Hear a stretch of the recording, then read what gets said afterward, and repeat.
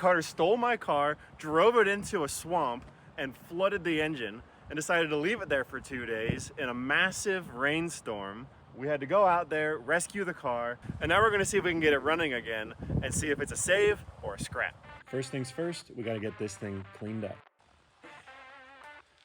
Whew. All right, now that it's all washed off, we're gonna put it up on the lift and drain all the water out of the engine. All right, we're gonna raise this thing up. Look at all this mud packed in here. So we'll pop that out, get all this water out of here.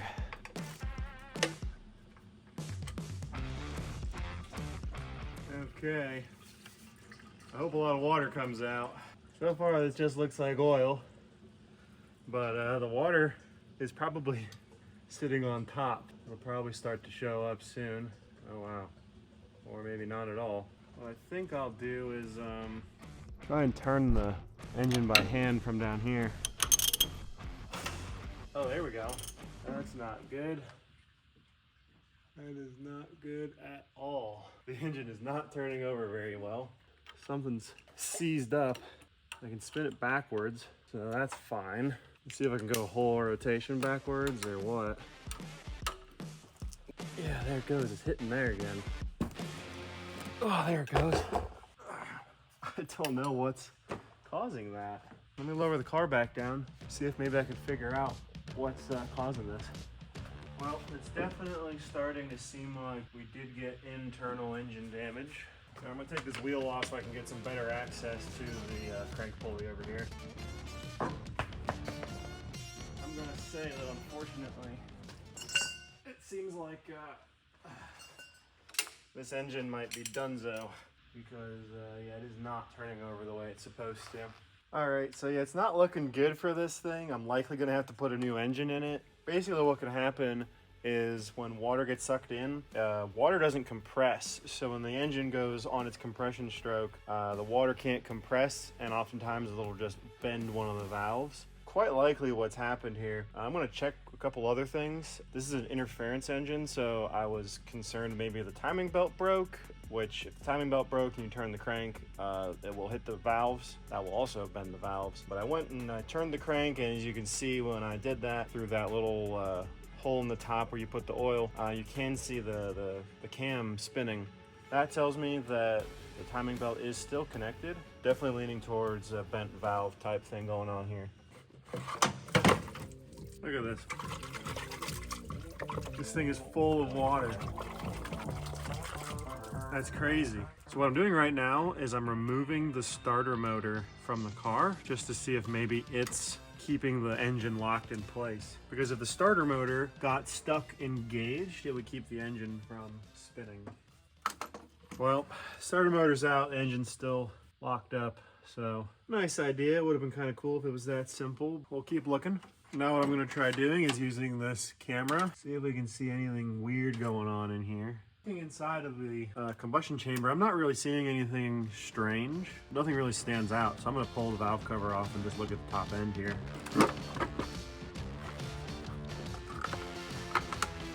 We're going to pull the oil pan off next and see if we can see anything bent from there.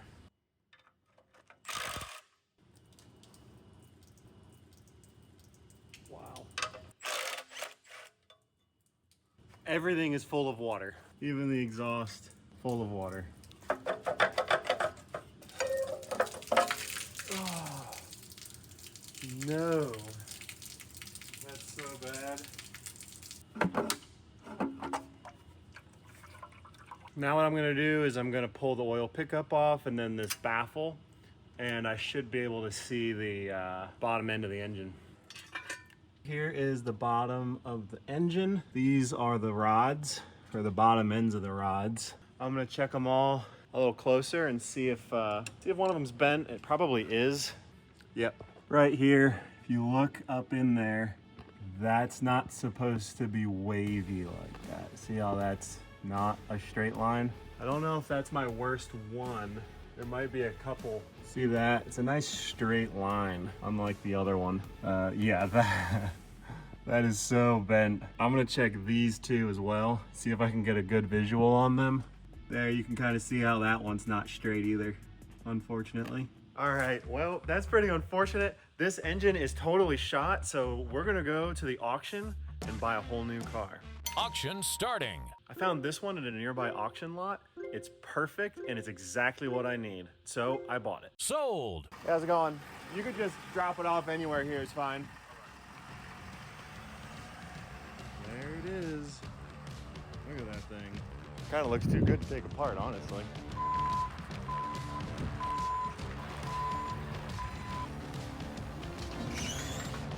There he goes. That was a fast delivery. Showed up the next day. The new heart for the CRV has been delivered. Look at that. Looked pretty good for a, what was it, like $900 car? This is why I was at the auction. It has a salvage title. My guess is someone hit it pretty good from the back here. I mean, this is literally a part of the car that hit it. Like that was like wedged in there. And not only that, I think someone hit the back and pushed it into something else. You can see the damage here. Something smells funny. Look at that. I think they probably smoked the rear diff towing it the way they did. I don't know what to do about that. Luckily, that's not the part I want. All right, I want to pop the hood and see what the engine looks like. The only part I really want on this thing. Yep, it's there. Now the auction said that it runs, but I'm pretty sure they said it needs a jump. But I'm gonna try and start it like this, see what happens. Oh yeah, it's dead. Oh. Whoa, just started right up. Wow, that's surprising. It sounds pretty good too. It didn't blow any oil smoke when I started it, so I'm gonna try and drive it around the block here and see what it does. The AC might actually work. Yeah, it's trying to work. It goes into gear. This is pretty great. Let's just take it straight to the bog and see what happens. I mean, it's got some like exterior damage, but it drives really well. Oh wow, that's pretty great. This is a whole lot better than I thought it was going to be. Let's take the engine out of it and fix the other one. All right, let's get started. So I'm just gonna start taking it apart, pull the engine out, and then we'll bring the blue one around, pull its engine out, put this one in that. So this wheel, got the lug nuts off of it, and it doesn't want to come off, so I'm gonna have to try and persuade it a little bit. Luckily, oh nice. Luckily, I don't really care about these wheels, so I can just hammer on them. All right, so the first thing we're gonna do is we're gonna drain all the oil and the coolant out. Otherwise, that's gonna spill all over the place. Next, we're gonna take the exhaust off, gotta cut some bolts, and then we'll take the drive shaft down. All right, now and up top, I just got a couple of coolant hoses to remove and the intake. Well, here's a progress update. I've got most everything removed. We got the exhaust and the drive shaft, radiator, pile of other parts. So pretty much everything I need to take out is out. All I have to do now is the engine and the transmission, I'm gonna pull them out together. There's a mount here, a mount right there, and then there's a mount over here, and then one other kind of weird mount. I'm not sure why it has it. There's another one right here.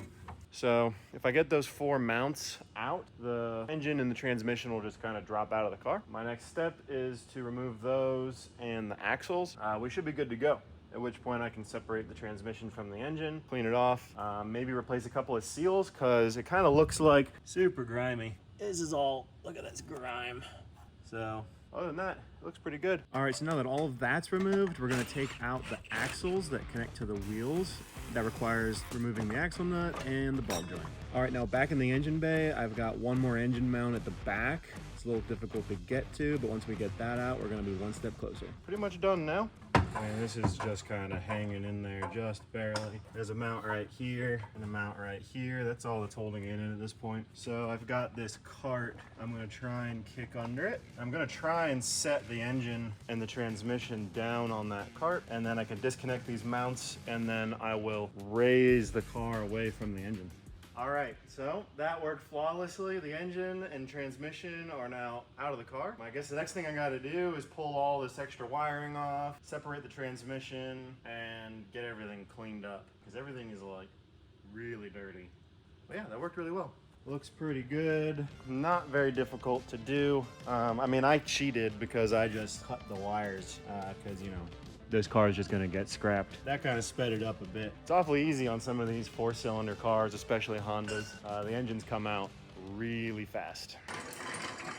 All right, we've got our new engine cleaned up and on the stand. And the blue CRV here, ready for its engine to be removed. We're gonna take the engine out of this. We're gonna put some new seals on this, replace some gaskets, put the transmission onto this engine, and then it'll all go back into here. All right, our second engine is removed. Doing it a second time is always the easier because I learned a lot on the other one, but it's out. That's of course our bad engine, but I want this transmission. This car has a manual, so I want to keep that in this. The other car had an automatic, so I'll be keeping this transmission. I'm gonna take this outside and try and clean up all this mud. This car gets pretty dirty. And then I can separate this transmission from the engine, clean the transmission, and maybe I can pull out the bent rods so I can show you guys exactly what I'm talking about there. And now all that's left is to take the transmission off the engine and get the engine on the stand.